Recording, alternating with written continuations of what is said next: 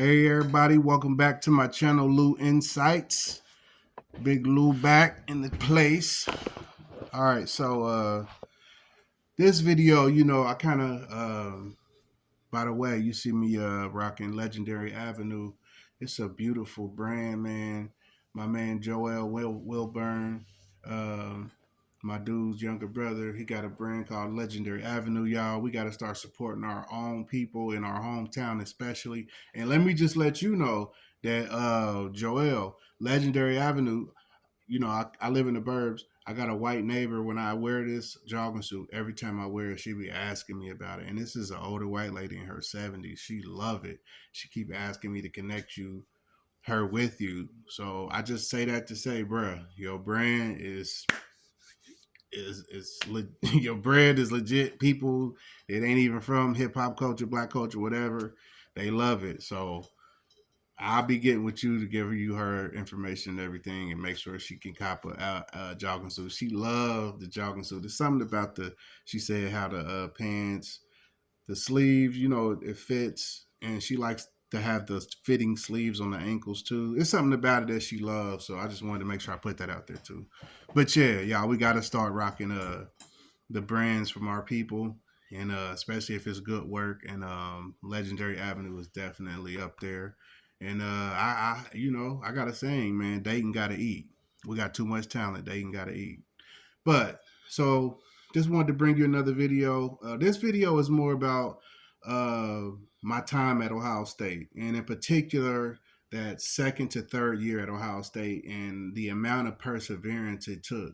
So I'm hoping that this video is entertaining, but at the same time, it can lend some type of inspiration to anybody who might be going through any type of situation to where perseverance is a necessary and is a must, and that's the only way you're gonna make it, is to persevere. So I just want to share a little bit of my story of what I had endured, which ultimately culminated with me earning a degree in chemistry from the Ohio State University. So I'll say this: so my first year, first of all, coming from Dunbar, y'all, which is a predominantly black high school, legendary, the original Dunbar.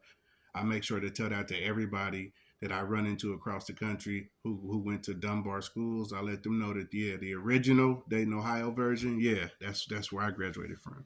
All right, but coming from Dunbar, y'all, to Old State, which is a PWI, it's known as it's an acronym for predominantly white institution.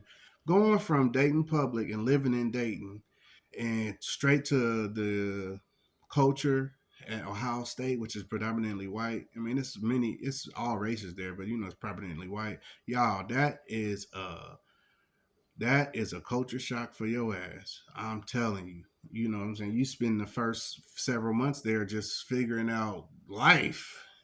You already life on your own, but god dang, ain't nothing around me familiar.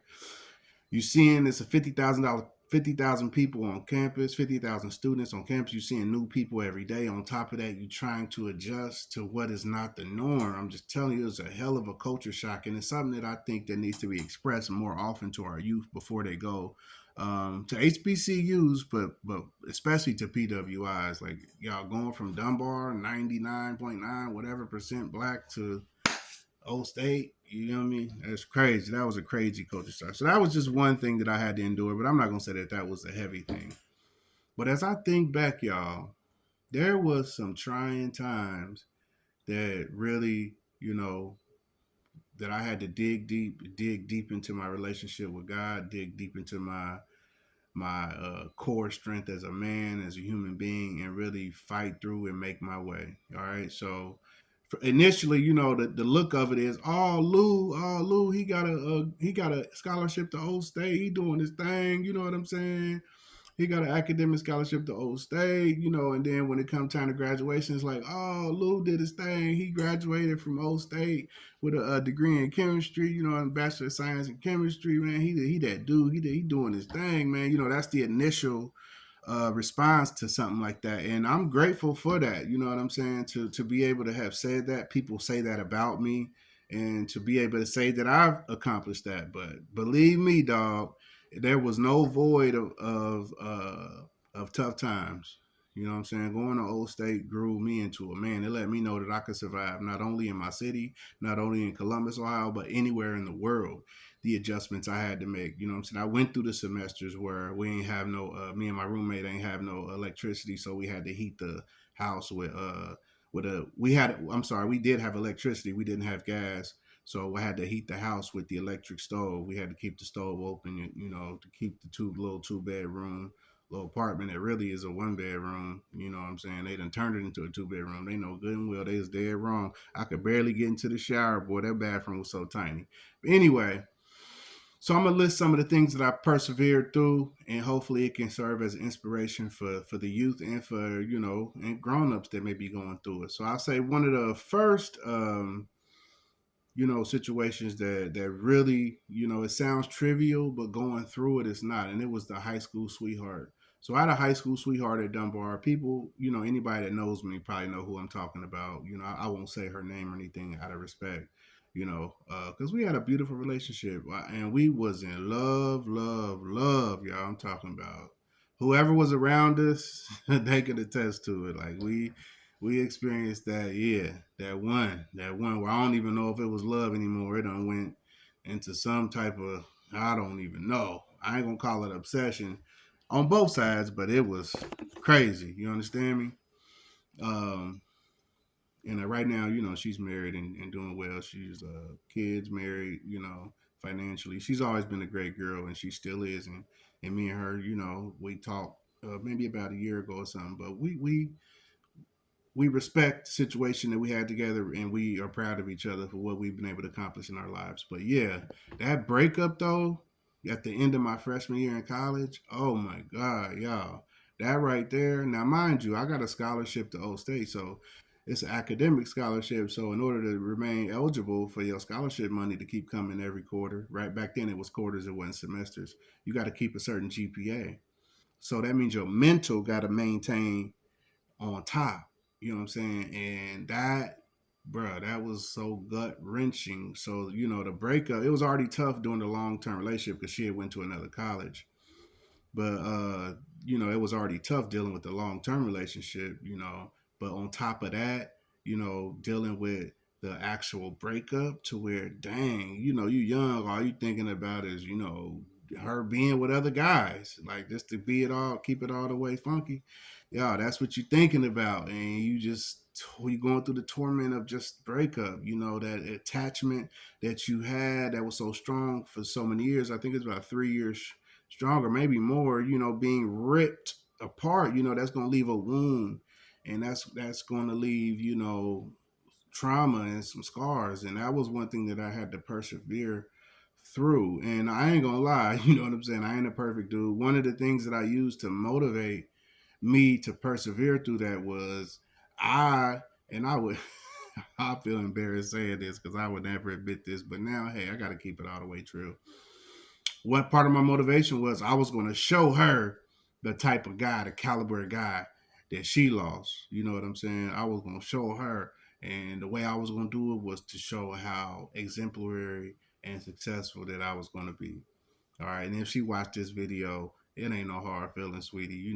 I got much love for you. And, you know, our reunion passed and I got to see your children and everything, and I've even met your husband before. So that's all, it's all love. But tell you back then, my motivation was not so much that I didn't want you to succeed because I already knew you was going to be successful, but I wanted to show the caliber of man that I am. Because sometimes when you go through a breakup, your self esteem sometimes is you start questioning, well, how good of a man I am, or how powerful of a man, or you start looking at yourself at a different level. If she left you, then what am I really worth? You start questioning your worth, and you got to endure through that. So on top of the pressure of trying to keep my grades up, I was dealing with the hurt, of losing a girlfriend in college, and that stung. That took some endurance, man. You know what I'm saying? But I'm thankful and glad that I went through that. And throughout these, I'm gonna try to keep it so that people's names aren't used. But if they watch this, they'll know who I'm talking about. But I'm not gonna disrespect anybody. Okay, so dealing with that happened towards the end of my freshman year. I already knew it was building towards that, but all right. So going into my second year, my sophomore year, um, it was me having to decide. This is about what 2005 at this point. So it was me having to decide whether or not I really loved and wanted to continue into my major. Now my major was chemical engineering. I always loved chemistry. Shout out to Weimer. Everybody that had Weimer, you already know he the goat. And so I was, chemistry was my thing. I was always interested into what things are made of. What is this world around us, and what is it made of? And that's what chemistry kind of discovers. I mean, explores. It just doesn't explore living things, which will be biochemistry. It explores everything. What is everything made of? This stuff around us. And then you add the engineering aspect to it because I was really good at math and reasoning skills. And once I got into my engineering program, because you don't get to it your freshman year, they see how you do your freshman year, which I did ball out. I had straight A's and everything. So, I did maintain my focus even through the breakup.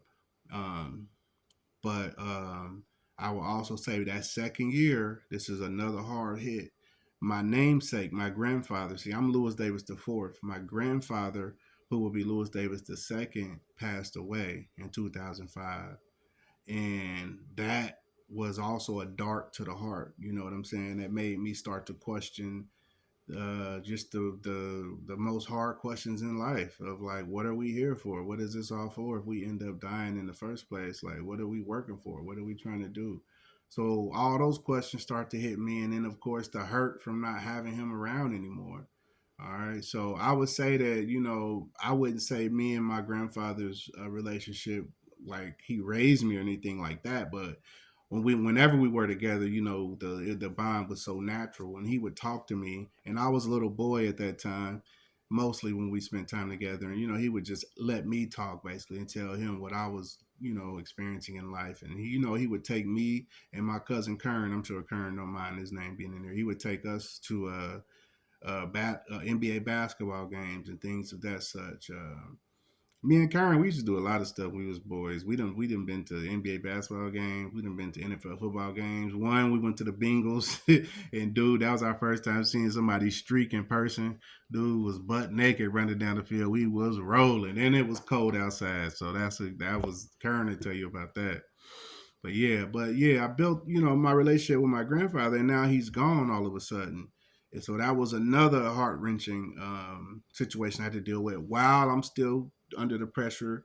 I'm still dealing with the emotions of a breakup because it took me a couple years through, maybe even more than that to get over that emotions of a breakup. Still dealing with just dealing with the death of my namesake, my grandfather Lewis Davis II. And and those things started to weigh on me. And also, my a lot of people may not know this, but my younger sister Ryan Davis was an All-American high school basketball player, and so she actually had got full ride scholarship to University of Dayton, which during that time, she kind of messed up on her grades and things and wasn't kind of focused. I blame some of that on UD because yeah, I saw what was going on. She already had kind of shaky academics, and then when she got on campus, I feel like they treated her like the baby star, and they just let her party out of ridiculous proportions. And so she ended up getting sent to a junior college so that they could eventually, the plan was for eventually to be back at UD, but they needed to send her to a junior college to get her grades up because it wasn't doing it at UD. It wasn't working as far as the academic side. Okay. And during that time, my sister went through a hell of a psychological breakdown, y'all. She started to develop schizophrenia, bipolarism, and I remember picking her up from the airport one day. Actually, it was from the it was from the Greyhound bus. They ain't even fly her back. She was going through issues down there in her community college, and they sent her on a Greyhound trip back. And I remember her getting in the car and me, I'm loving my sister, I'm missing her. And you can attest to people who live with me in college. We lived in these suites If you ever watch O State games, football games, there's these twin towers in the background. I lived in one of those twin towers, and those they was plush. They had the suites and everything, and I had her articles posted on the suite wall. So not inside my dorm room. I had her stuff posted out in the general area where everybody said I was proud of my sister. You know what I'm saying?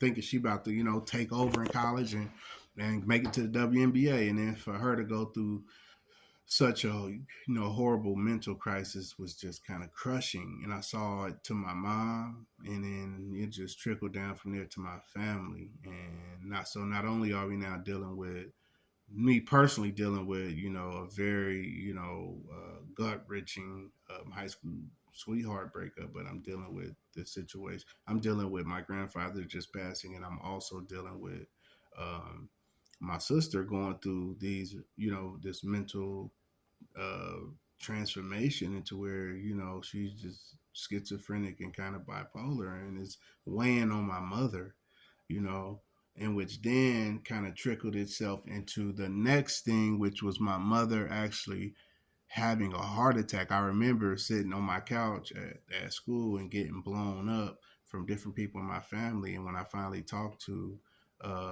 I think it was my older sister, she told me like, "Mom in the hospital, she in critical condition." And of course, I'm like, "What?" Like, I'm going off really. Like, I don't want to say everything I'm saying, but basically, I'm like, "What the is going on? What's going on? I'm already dealing with this, and this. Why is this?"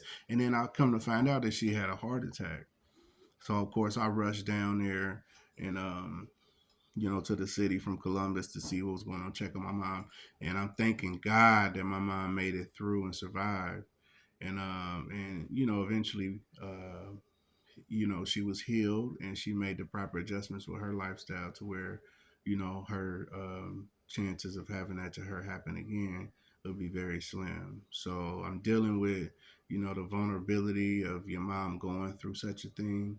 I'm saying? I'm dealing with the mental, and all of these, I can't say I'm dealing with, so I don't want to sound selfish, but for people that I love dearly, that I would die for, when they have pain, I have pain. So I'm dealing with my mother's heart attack situation. I'm dealing with my sister's, mental situation. I'm dealing with the death, my grandfather, and I'm also dealing with this high school breakup. And this is all happening within the span of a year and a half, y'all. Like with me having to also keep my studies up and my grades up so I don't lose my scholarship.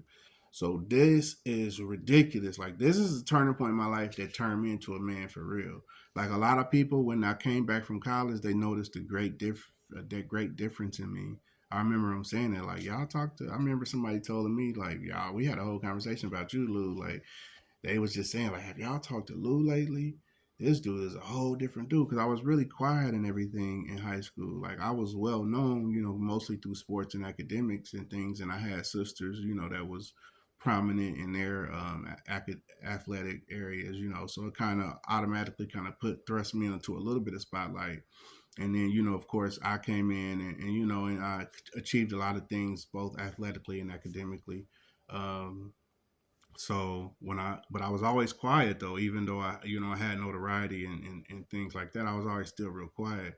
But at this point it was like so much turmoil happening, and I had to let loose somehow. And I just had to talk. I knew I couldn't be quiet no more. I had to let people know what was on my mind, or I wouldn't make it. Right. So at this point, 2 years into college, I'm dealing with the high school breakup. I'm dealing with the death of my grandfather. I'm dealing with my sister having a serious psychological situation, that of course caused her to kind of lose many options and opportunities in her life. And I'm also dealing with my mom having a heart attack. Right, these are all things that are put on my table, and I'm supposed to become this chemical engineer. You know what I'm saying? And it was also around that time where I had to ask myself, is chemical engineering really what I want to do? All right. And a lot of people don't may not know this, but the summer after graduation, I got flew out to Pittsburgh because I had through the American Chemical Society, they go around recruiting young students that show promise in chemistry. They flew me out straight from Dayton to Pittsburgh, like a straight charter flight straight out there. And they gave me a tour of the facility. I had mentors that were chemical engineers, and they showed me what they do for a living. They showed me a day in the life of a chemical engineer, and what I gather from that is what they did for a living is something that I didn't love. Like that's something I didn't love. And engineering is a type of degree that I wouldn't suggest anybody to do unless you love that. And at that moment, when I went out there to see how they work, I kind of knew deep down, as I learned more and more about chemical engineering, I knew deep down that that wasn't something I was going to be able to wake up and do every day. All right. And I ain't even gonna explain what they did every day, like my experience, because I don't want to down them or anything. But they do important things. Don't get me wrong, but oh my gosh, y'all, the process is so boring. Like, oh my gosh, just know they was part of it was they was sitting in rooms pushing buttons or waiting on buttons to flash, and then they will, do what they got to do. But the buttons basically let you know there was a malfunction in one of the machines. So that's when the chemical engineer would go to the floor with the workers, and then they would proceed to problem solve. All right, and that's what chemical engineering is. Now, of course, it gets a little more complicated than that, but I just knew that wasn't for me. So that was also a turning point in my life where I had to choose what major that I really wanted to do. So at that moment, I adjusted from chemical engineering to just chemistry, which still involved me having to go up to like college calculus 5. I had to go up to like college physics 3, where we start studying how particles move in electromagnetic spectrums. So I had to go, I just knew that having a chemistry degree wouldn't be all that bad, even though I was upset because I wanted that credential, that status of chemical engineering. But I knew I didn't love it. And at the same time, I was going through a lot of turmoil at home in my family in my personal life and my family that I just couldn't. It was too much to bear. So I had to set aside the engineering part of my degree and just focus on chemistry. Right now, this is just 1 or 2 years into my college, y'all. You know what I'm saying? Now that next year, that was 2005. That next year in 2006, man, I had an aunt pass that was very dear and close to me and my cousins. We grew up in the church, so we was on the usher board, and she was like the basically the leader of the usher board. So she would have us on point. You know what I'm saying? I don't want to use her name either, even though I don't think her children would mind. But you know what I'm saying? Auntie B, I'm gonna just say that she was that girl. She had discipline. You weren't gonna mess around. We had a very love connected bond with her, and when I saw how it affected her children when they lost her, it couldn't help but affect me, because the love was, it was deep. So this is the next year after dealing with all of those things that I already expressed in the previous year, in the 2004 2005 period of time. Now I'm dealing with my aunt passing. Right now, she wasn't blood aunt; she was really my older cousin, but we called her aunt. Y'all know how I go into black families. If they older, you out of respect. I'm not calling her by her first name. I'm calling her aunt. Aunt B. You know what I'm saying? And that hurt me. And so, I'm just describing the level of adversity that one has to deal with that nobody in the world may even realize they're dealing with. And for me to think back on that, even as a young man, to have to deal with that for the first time in my life, the level of perseverance, the level of prayer, the level of dedication that it took for me to even make it through and be sane was crazy now that I look back on it. All right, but perseverance, if you can develop a level of perseverance and endurance, y'all, you can conquer anything. Okay? And so that situation happened in 2006.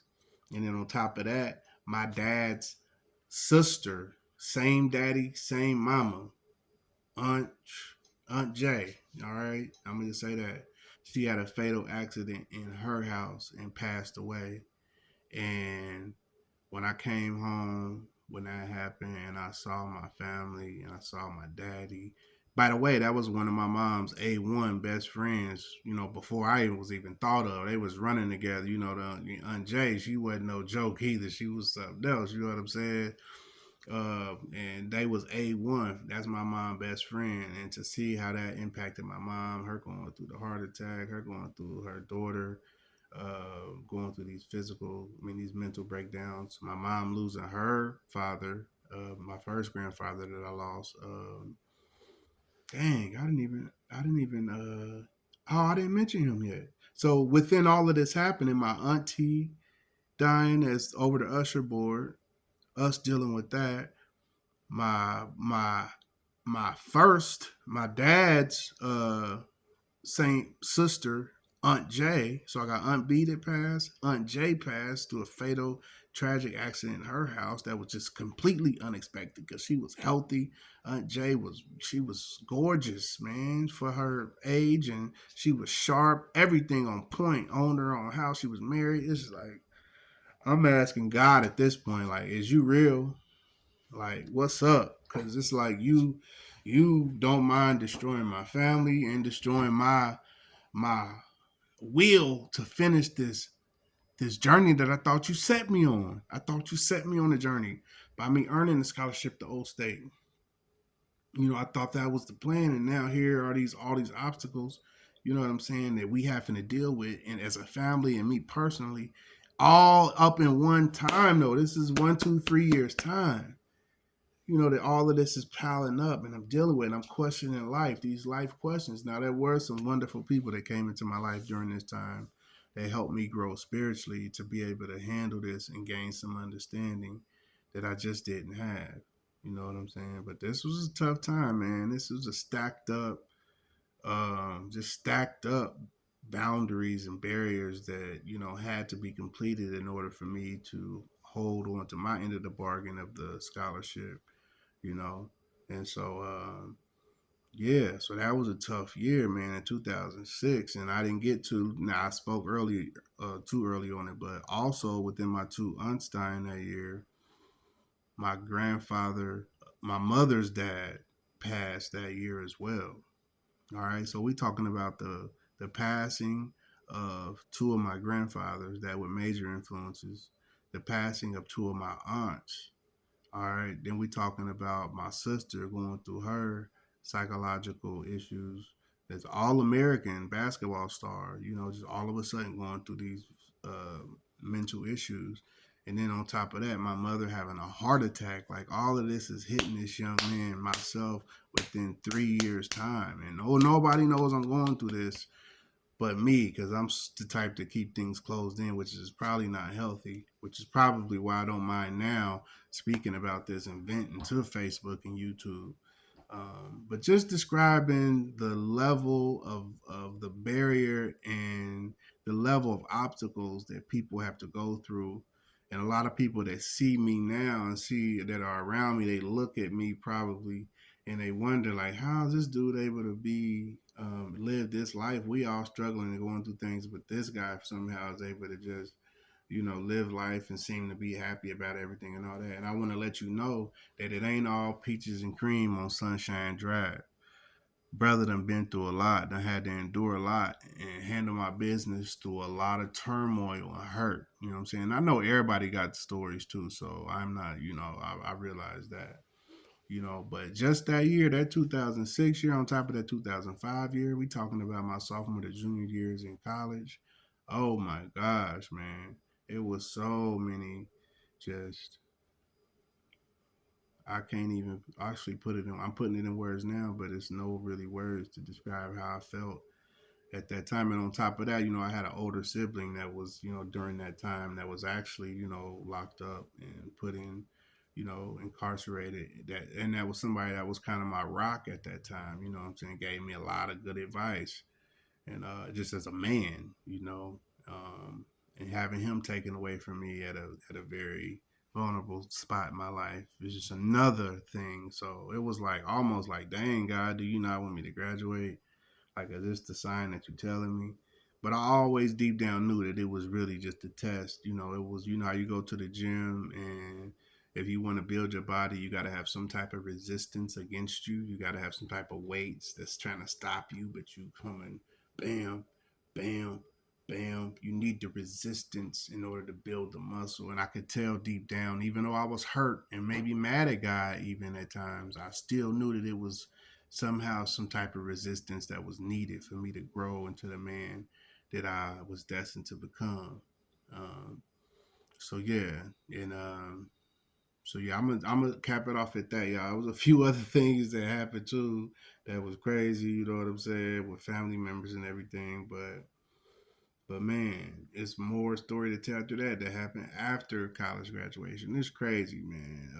Man, I'll just say. But the main message that I do want to send is perseverance, y'all.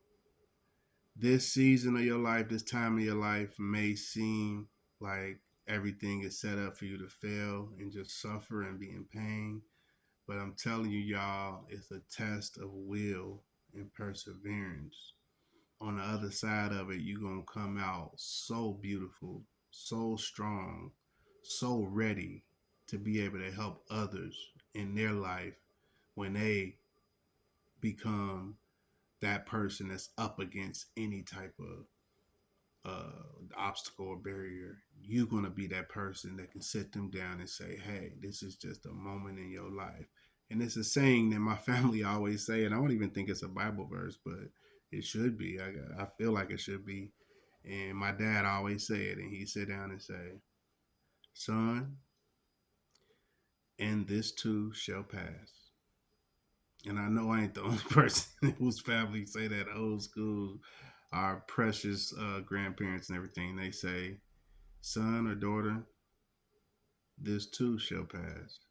And it lets you know no matter what you're going through, all right, just know that this too shall pass. Only thing that's needed of you is faith and endurance. You know what I'm saying? This too shall pass. Whatever situation you're going through right now, or whatever your children may be going through, just know that no matter what, this too shall pass. The only thing that's asked of you is faith, which involves deep prayer and endurance, perseverance, y'all. All right, y'all. Again, this is Lou Insights. Welcome to my channel. Thank you for listening. Remember, y'all, let's support our local, especially if they got flavor. You know what I'm saying? Especially if they got flavor, local, and let you know, Joel, they are. I'm out in the burbs, and people asking me out here that ain't, that ain't necessarily skin folk, but they asking, they trying to spend something with you. So I'm gonna put that Facebook Legendary Avenue link in the description too, just so everybody that might be looking for something that can shop with you. And I want to say, as I always say, you know what I'm saying. Of course, love yourself, um, love life, love creation. You know what I'm saying, and love Creator, love God. Y'all, this is Lou Insights, Perseverance. I love y'all, and I'm out.